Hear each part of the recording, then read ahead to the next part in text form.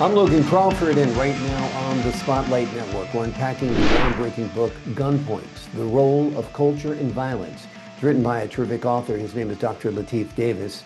With an Afrocentric lens, this thought-provoking work delves into the cultural misorientation contributing to gun violence in African American communities. If you're ready to explore the deep-rooted cultural dynamics behind this urgent issue, this is a conversation and this is a book you cannot afford to miss. We're delighted to have this very talented author join us here today on Spotlight. We thank the team at Atticus Publishing for helping us put him in the spotlight today. We ask viewers like you to support authors like him by subscribing to our channel and by purchasing his amazing book. The links are below the interview. Doctor, thank you so much for joining me here today on Spotlight. Thank you for having me. It's my pleasure. Let's start out by talking about the inspiration behind writing Gunpoint and the focus on the cultural roots of gun violence. Okay, what inspired me to work on it, I was a student in the Africology department at Temple University, and I was working on my dissertation. And, just happening to watch the news and, seeing all the news reports about gun violence. And I saw that, women and children were being shot. And, I figured that, I would focus my attention on that for my research, to see if I can get to the underlying causes of what would promote someone to commit homicidal acts without any kind of ethical, uh, framework to work from. So I started there, and it just kind of grew into, just trying to get to the root causes of it. What was the underlying thinking that would cause someone to commit homicide? Yeah. So I went from there and started my research.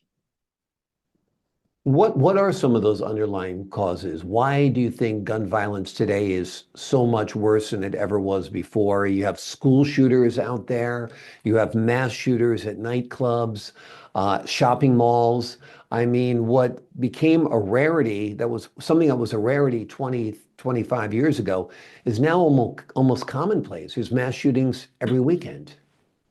Yeah, it's a lot of root causes. I looked into the history of African Americans and their experiences from enslavement and being brought over and being subjected to violence by white communities.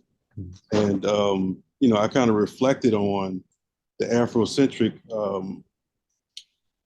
research that I was doing, the studies that I had looked into that had an Afrocentric focus, said that there was a disconnect from our root, the roots of our culture, and we have adapted into the culture of those who have imposed violence upon us. So it's like identifying with your enemy, Yeah. so to speak. And so subconsciously, I think a lot of African Americans, not all, but some, have this mentality where, and it's also a combination of, anti-Black violence, which is a part of the American institution. And so I looked at it from that perspective and thought about it in terms of, how that mentality manifests itself in gun violence in the African American community. That some African Americans have adopted this anti-African stance, and on top of that, have violent tendencies. Maybe they grew up in an environment that was, it had violent instances of violence, and they kind of been groomed into that. And so, I was looking at that from that perspective. Yeah. Yeah. So your theory or your thesis is that Africans in general were treated with violence when they were brought to this country against their will, kept enslaved, and they've now adopted violence as part of their culture. Is that pretty much, am I summing it up correctly? In the absence of their own African identity, some of us have adopted to that way of life. Yeah. And violence is a part of American culture, like you was mentioned earlier.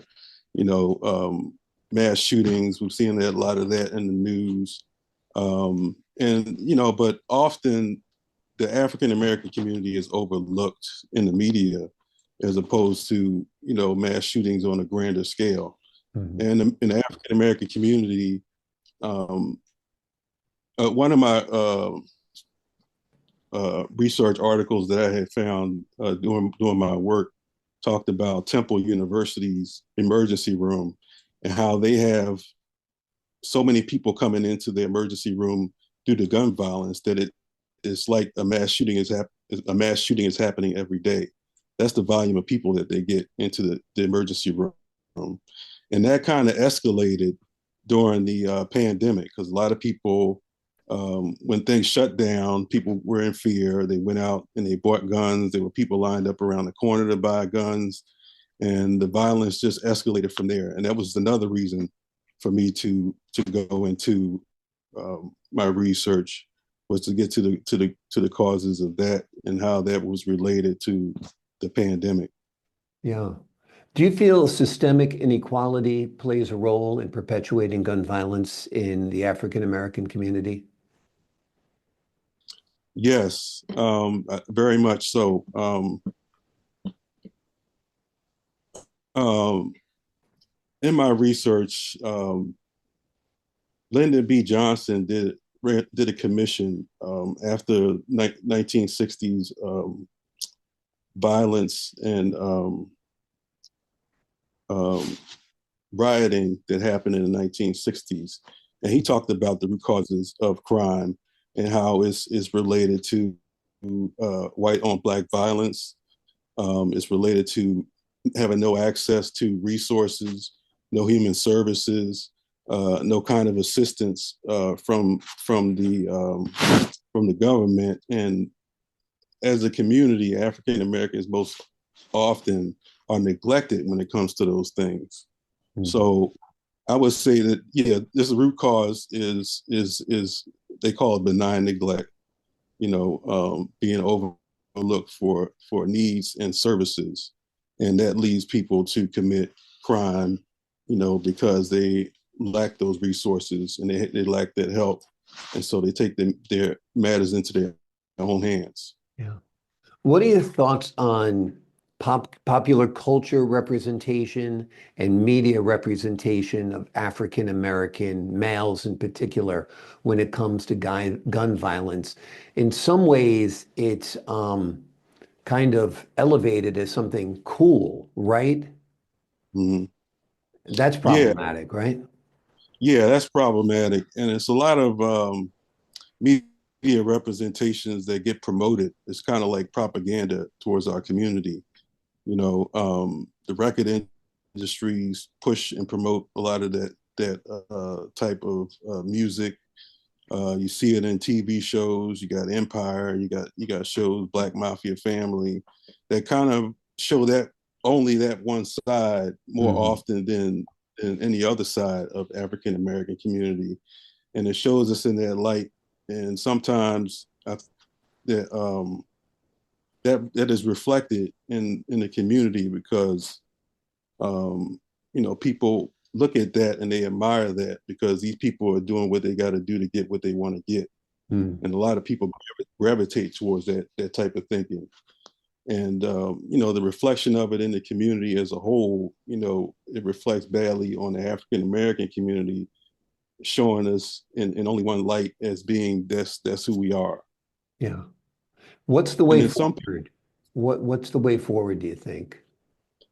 um I think it's a uh, reestablishing uh, um, our connection to our African heritage, our history. Um, a lot of European culture is reflected in many institutions throughout society, but African uh, heritage and history is not that well reflected. Not even in the schools that are populated by African Americans. Usually when they speak about African history and culture, is starts in slavery and it ends up in the civil rights movement. And there's no other connection to Africa itself or anything like that. So we miss out on a whole world history behind that could change the minds of people, introduce them to a different way of life, a different type of ethics, a different way of thinking, and that in time will I think will internalize with the younger generation that's craving that. I mean, you see the reaction to the Black Panther movie and how many people turned out for that. So there's a desire for that type of knowledge, but it's lacking in American society. Also, the Black Lives Matters movements was along the same line of putting the needs of African Americans front and center. And do you think that was largely successful, unsuccessful, opportunity missed, mission accomplished on some levels? What are your thoughts about BLM? I think it hasn't really translated into concrete change in the culture. It was more a political stance against violence by police against African Americans. But as far as the cultural reintroduction, it wasn't there. So it was it was just more political than culturally significant. Do you think gun control works at all? Do you think gun control helps? I mean, the Chicago and Philly and New York probably have the strictest gun laws in the nation, and those are the cities that have the worst gun violence, right? Yeah, and a part of that is I think that the focus is more on law enforcement and not so much reaffirming people.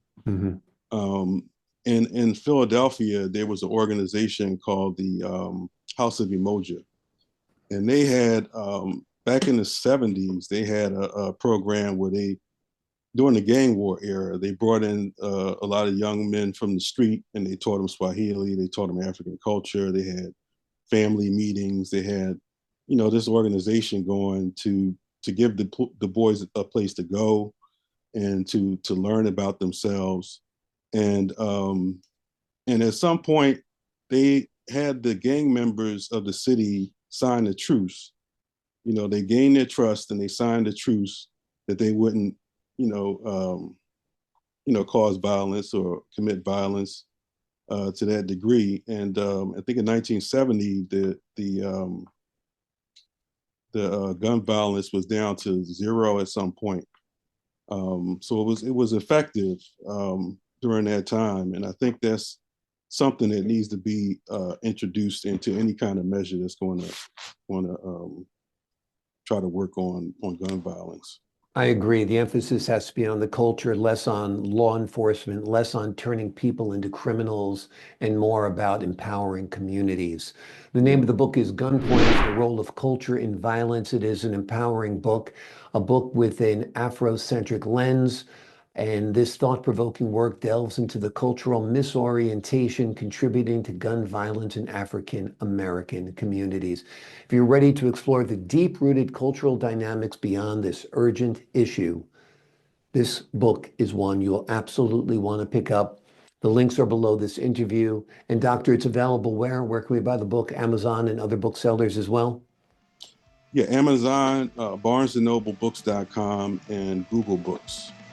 Sounds great. Thank you so much for your time today, Doctor. Thank you. I appreciate it. To the folks at home, I'm Logan Crawford, thanking you for your time this time. Until next time on Spotlight.